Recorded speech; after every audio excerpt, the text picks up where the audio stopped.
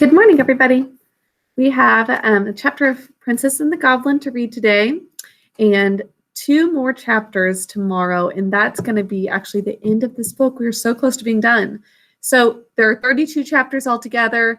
The very last one is so short that we're going to lump it in with chapter 31. Now, today's chapter is going to pick up where we left off, where there was that huge tempest, that huge storm, and Irene was happily in Curdy's little house with his mom. And Curdy got back. They were about to go to Irene's house to let everybody know that she was safe and sound, but they couldn't go out in the storm. So we're picking up there. Now, this chapter is called The King and the Kiss. What does that kiss make you think of? A specific promise from earlier in the book, right? That's right. Irene promised Curdy a kiss when he rescued her, helping her come back to the house away from the goblins early on in the book. So let's read Princess and the Goblin, chapter 30 today, the second to the last day that we are going to be reading this book. Tomorrow's the very last one. Crazy. Okay, here is our book. And here's chapter 30, The King and the Kiss. So we'll see what happens. Oops.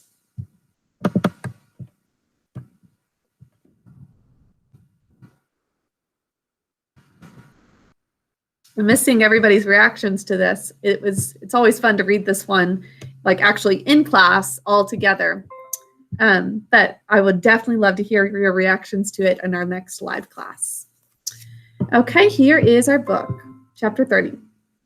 The next morning, the sun rose so bright that Irene said the rain had washed his face and let the light out clean. That's really cute.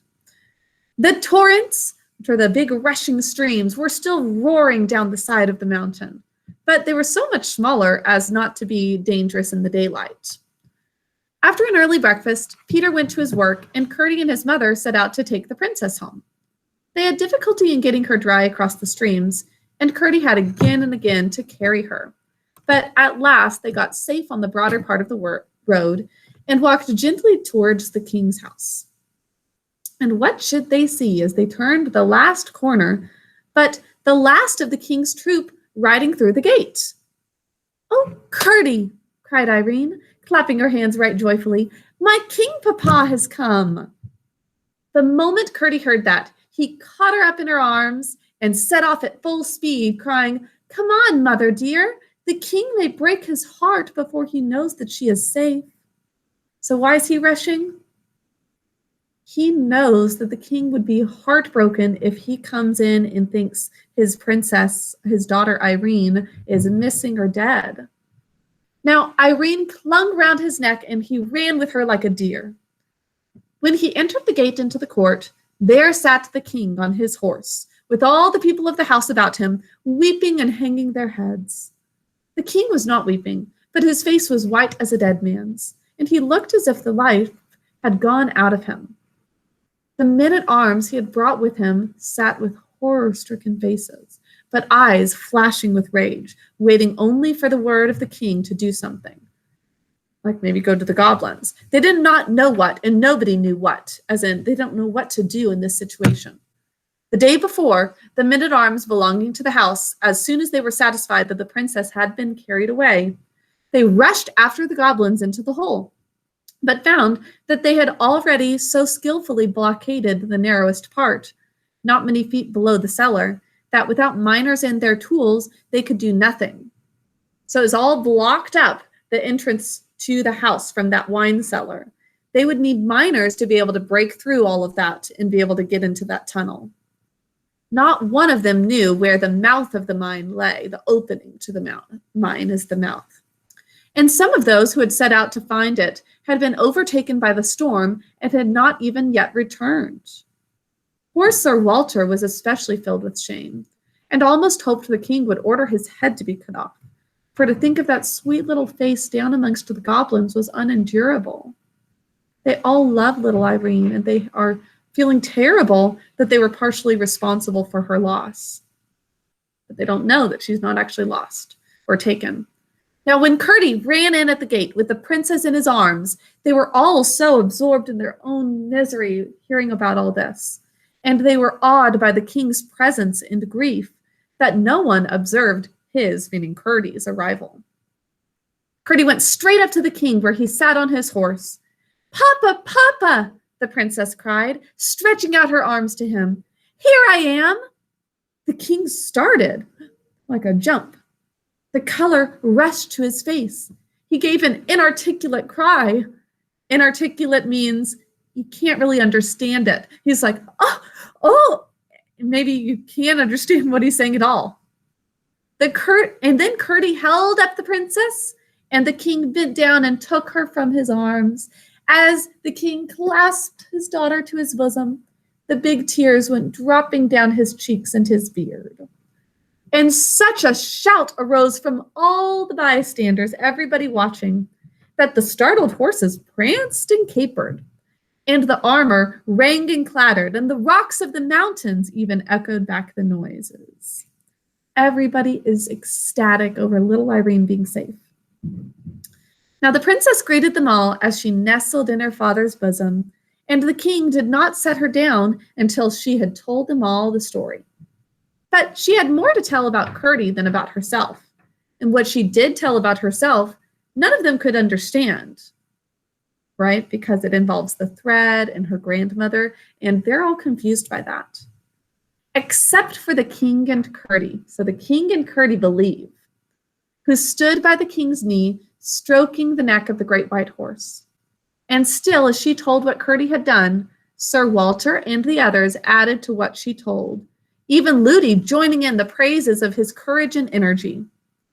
So they're all talking about how great Curdie did in that battle at the house. But nobody knows about the thread or believes that it's true. Curdie held his peace, looking quietly up in the king's face. And his mother stood on the outskirts of the crowd, listening with delight, for her son's deeds were pleasant in her ears. Until the princess caught sight of her. "And there is his mother, King Papa," she said. "See, there, she is such a nice mother, and has been so kind to me." They all parted asunder as the king made a sign to her to come forward. She obeyed, this is Curdie's mother, she obeyed, and he gave her his hand, but could not speak. "And now, King Papa," the princess went on, "I must tell you another thing. One night, long ago, Curdie drove the goblins away and brought Ludi and me safe from the mountain, and I promised him a kiss when we got home. But Ludi wouldn't let me give it to him.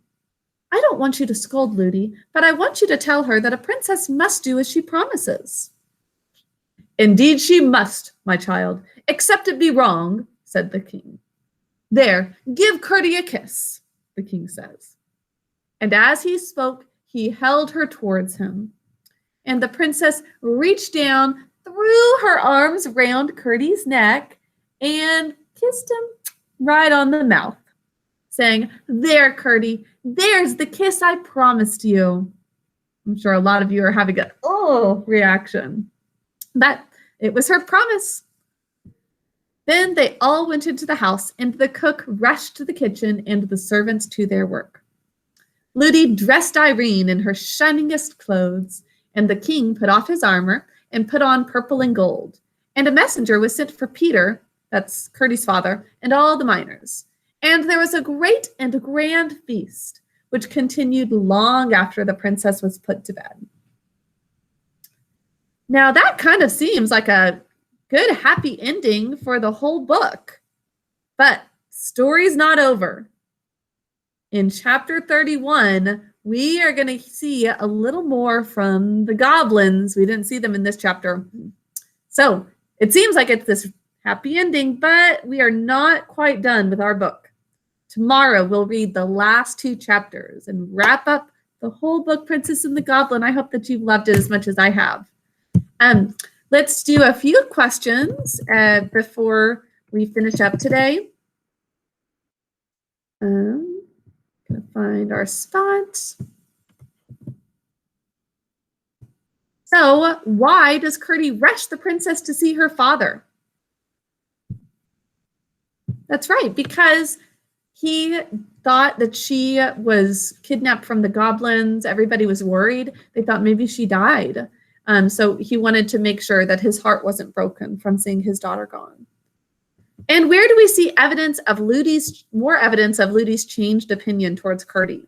We already saw some evidence that she's changing her mind about Curdie in the battle scene, because she was starting to kind of latch on to him and wanting him to protect her. What about in this chapter? Do you see anything that showed that Ludi has a different opinion of Curdie now? Yeah, she jumped in with the gentleman at arms and they all were praising Curdie. So she has definitely changed her mind. She sees that Curdie was a hero, and she hasn't changed her mind about the grandmother, I guess, yet, because she didn't believe, but Curdie and the king did. But Ludi definitely has a different opinion. So that is all for our reading today. I'll talk to you all tomorrow, and have a wonderful rest of your day. Bye.